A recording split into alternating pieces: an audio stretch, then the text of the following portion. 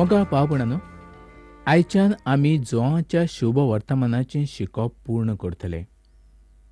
आयज आमी निमाण्या आविसरांत पावलेले आसा आनी हो जोआचो निमाणो आविसर खूब म्हत्वाचो आविसर जावन आसा. हो जोआचो 21वा आविसर जावन आसा आनी फुडले फावट आमी पोरन्या करांतल्या पुस्तकाचें शिकोवप करतले. तर ह्या जोआच्या 21व्या आविसरांत आमकां कितें पळोवंक मेळटा तर तें ह्या वेळार आमी पळोवया. तर ह्या सुवातेर म्हणजेच ह्या आविसराच्या कांय वळींनी आमी आयज पळोवया.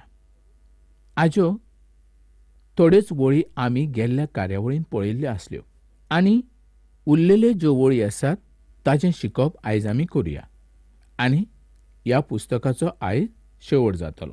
म्हणजे हें पुस्तक काबार जातलें, म्हणजे शिकोवन काबार जातलें. जोआची जशी समजुणी आसली तशी शिमोन पेद्रूची नासली. 3 वर्सां फाटीं जेजून तांकां आपयल्ले आसले आनी जेजूच्या सांगाता ते 3 वर्सां चलतात हेंय आमकां पवित्र पुस्तक बायबल सांगता. आनी ह्या सुवातेर आमकां अशें दिसता की ते बरे खारवी आसले आनी बरें नुस्तें धरपी ते मनीस जावन आसले. खरें पळयल्यार जेजून तांकां मनीस धरपी खारवी म्हूण वेंचून काडलेले आसले. पूण कांय कारणाक लागून जेजूचीं उतरां ते विसरतात आनी आपल्या पोरन्या जिविता कडेन परत वेतात.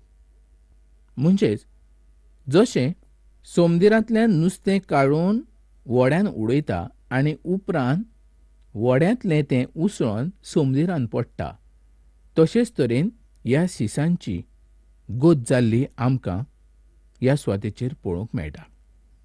जोआचो 21वो आविसर 8 ते 11 वळींनी पळयल्यार अशें दिसून येता दुनियान केल्ल्या विजमितां पैकी हें निमाणें विजमीत जावन आसा, जें ह्या सुवातेचेर बरोवन दाखोळ केल्लें आसा. पुनर्जिवणपणा उपरांत बरयल्लें हें निमाणें विजमीत जावन आसा. हें खूब व्हड म्हत्वाचें अशें जावन आसा, कारण तूं आनी हांव क्रिस्ताच्या चाकरेशीं एक जाल्ले आसात. पावलो म्हणटा, दुसरी कोरिंथकारांक चीट 5वो आविसर आनी 16वी वळ, देखून ह्या फुडें मांसा रोगताचे गोती प्रमाणें कोणाकूच आमी वळखना आनी जरूय एकदां आमी क्रिस्ताक मांसा रोगताचे गोती प्रमाणें जियेतना वळखले जाल्यार तर तो आतां आसा तसो आमी ताका वळखना. आमी बेतलेहेमांत जल्मल्ल्या बाळकाशी एक जावंक ना तर पुनर्जिवन जाल्ल्या दुनिया जेजू क्रिस्ता उद्देशीं एक जाल्ले आसा. तो देवाच्या उजव्याक बसलोलो आसा आनी ताजी सेवा व चाकरी ही खूब म्हत्वाची अशी जावन आसा. सीस नुस्तें धरताले पूण तांकां कांयच खबर नासली. दोनी जेजू तांकां भरपूर नुस्तें दिता. काना ह्या गांवांत आसतना लग्नाच्या वेळार सोंपलोल्या दाकाच्या रोसा संबंदी व्हड विजमीत तो करता. तें ताजें पयलें विजमीत जावन आसलें. उदका पासून ताणें सोरो तयार केल्लो आसलो. ताणें जें कितें केलें तें आपणा बसत न्हय तर तें पणजे बसत केल्लें आसलें. ताणें आपणा बसत कांयच करूंक ना. ताणें सगलें पणजे बसतूच केल्लें आसलें. आयज आमी जर पळयलें जायत जाल्यार संवसारांत सगळे मनीस आपणाच्या पसत करता. आपणाक कितें तरी फायदो जावचो ह्या पसत ते झडटात. पूण दुसऱ्याचें बरें जावचें अशें कोणाकूच दिसना. फकत दोनी जेजू हें जाणा आसलो की आपूण मरचो आनी संवसाराचे परजेक जिवीत मेळचें. त्याच पसत तो संवसारांत आयलोलो आसलो. संवसारा पासत ताणें आपलो जीव दिल्लो आसलो. तो मनीस नासलो, तो देव जावन आसलो.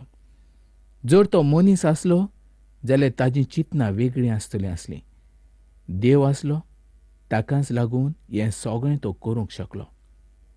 मोगाळ भावभणो, हें सगळें वेगळीच तरेचें अशें जावन आसा. हें एक देवाचें व्हड काम जावन आसा.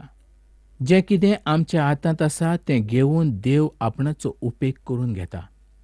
जायत्या लोकांक दिसता आमी त्या सुवातेचेर आसलोले जाल्यार देव आमचो उपेग करून घेतलो आसलो, वो आमी देवा पासत जायतें करूंक पावतले आसले.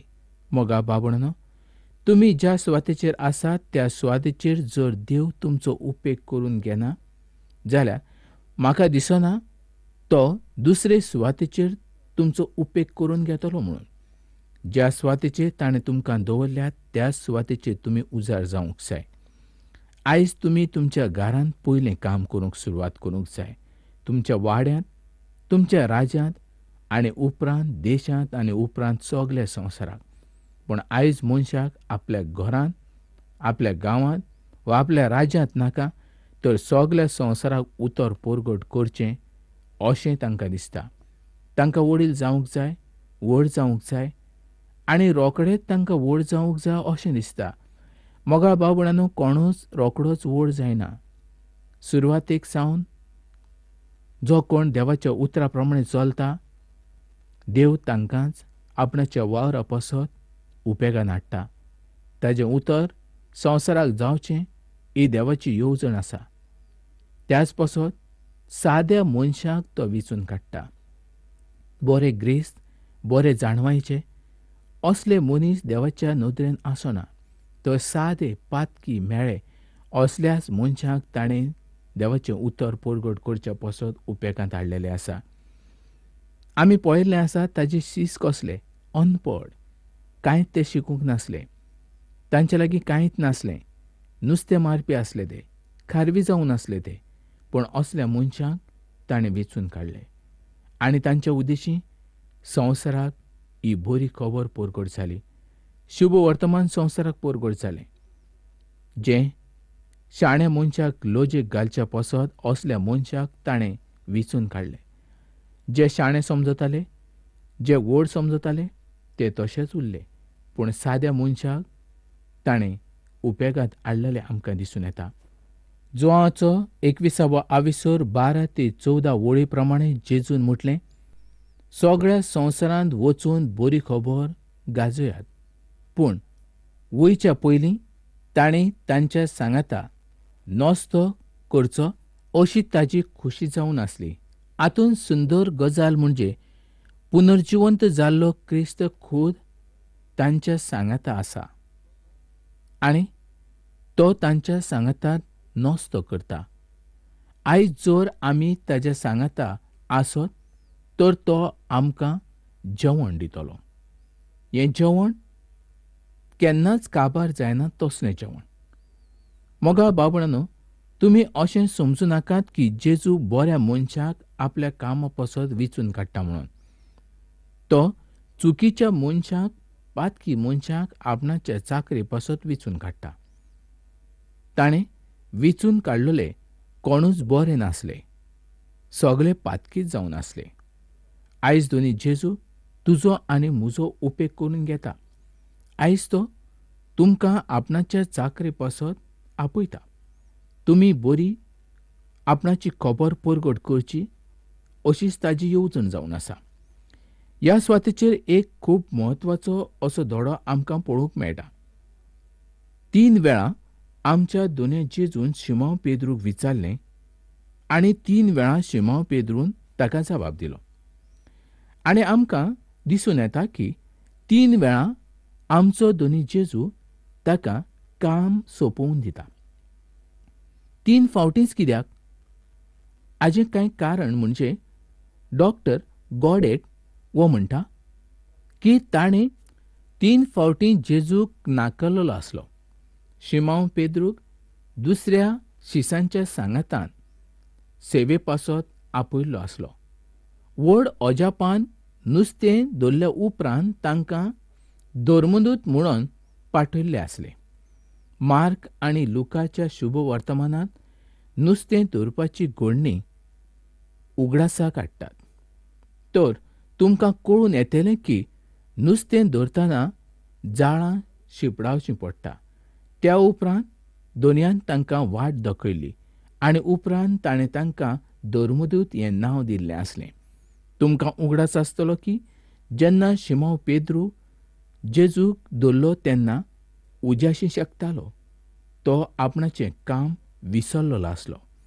तो आपणाचे हात गरम करून त्या सुवातेचेर गेल्लो आसलो आनी आपणाच्या जिवितांत ही व्हड चूक ताणें आदरलेली आसली. त्या सुवातेचेर ताणें दोनयांक 3 फावटी नाकारलेलो आसलो. ताणें त्या सुवातेचेर वचूंक नाका आसलें, पूण तो गेलो. मोगा भावंडांनो, आयज तो गालिलियाच्या समुद्राच्या देगेर उज्याशी बसलेलो परत आमकां दिश्टी पडटा आनी आतां ताजें काम पूर्ण करूंक तो पावता. जेन्ना आमच्या दोनयान ताका 3 फावटी प्रस्न विचारलो तेन्ना अशें दिसतालें की तोच प्रस्न ताणें परत आनी परत विचारलो. पूण अशें जावंक ना. ते प्रस्न ताजे वेगळे जावन आसले. 15वे ओळीन ताणें ताका म्हटलें, शिमोन, जोआवाच्या पुता, हांचे परस तूं म्हजो अदीक मोग करताय? ताणें ताका म्हटलें, ओय सायबा, हांव तुजो मोग करतां म्हूण तूं जाणाय. जेजून ताका म्हटलें, म्हजीं मेंढरां राख. ह्या सुवातेर जेजून ताका शिमोन कित्याक म्हटलो ना? तुमकां उगडास आसतलो की जेन्ना दोनी जेजू ताका पयलींच मेळ्ळो तेन्ना आंद्रे ताका जेजूशी घेवन आयिल्लो आसलो. तेन्ना जेजून ताका पळयलो तेन्ना ताणें म्हटलें, शिमोन, जोआवाच्या पुता, तुका फातर म्हणटले. कांय जाण ह्या उतराक खोडप म्हणटा, पूण खोडप क्रिस्त जावन आसा. जेजून ताका कैफा म्हटलें. आरामीक भाशेन कैफा म्हणजे फातराचो मनीस. ग्रीक भाशेन पेट्रोस हें नांव ताका दिल्लें आसलें आनी ताजे वेल्यान कोंकणींतल्यान ताका पेद्रू हें नांव आयिल्लें आसा. उपरांत ताजें जेजू संबंदी आपणाची गवायकी ताणें दिल्ली आमकां दिश्टी पडटा की क्रिस्त जिवंत देवाचो पूत जावन आसा अशें तो म्हणटा.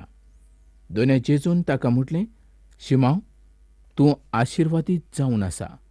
जेजून ताका दवरलेल्या नांवा प्रमाणें ताणें करूंक जाय आसलें.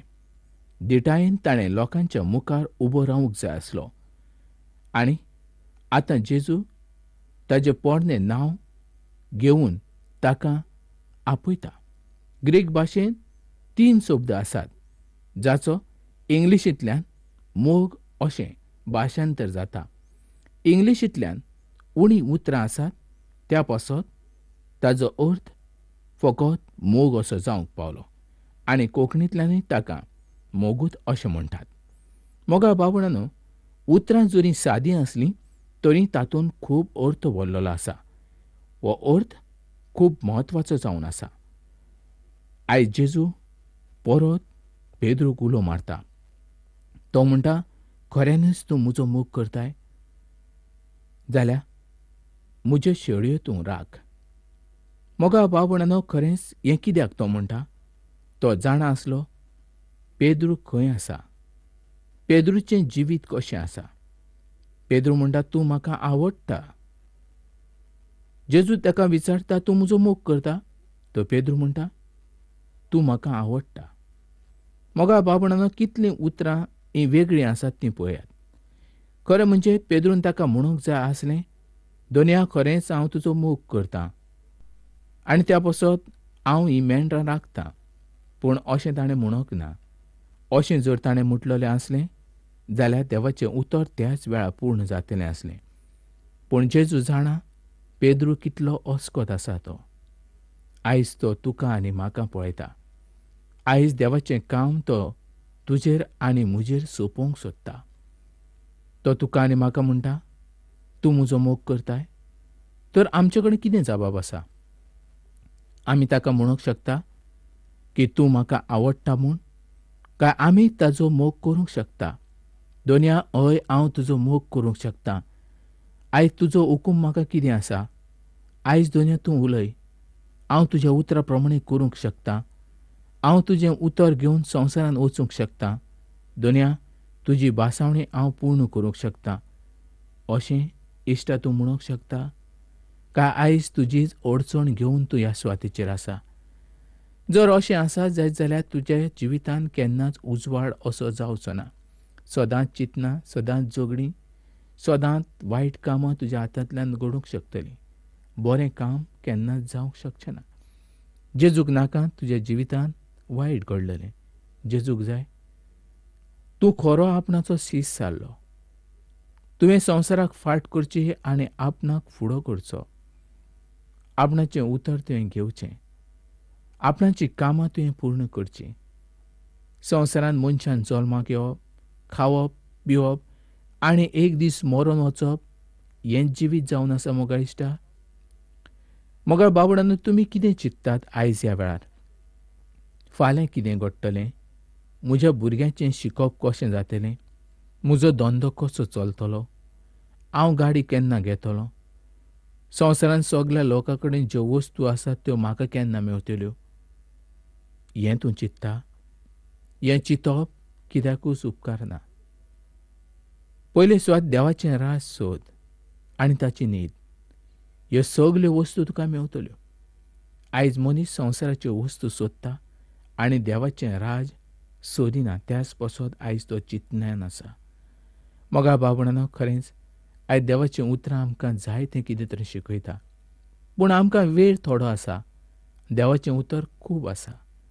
त्या पासत आयज देवाच्या उतरा उदेशीं तुका कितें फायदो जालो? आनी आयज तुजीं चिंतनां खंय आसा वो तुजे मागणी कितें आसा? आयजच तूं म्हाका कळय. हांव तुज्या पासत मागणें करूंक पळयतां. तर मोगा बाबडांनो, ही कार्यावळ आमी हांगाच सोंपोवया आनी फुडल्या कार्यावळींत आमी परत मेळया.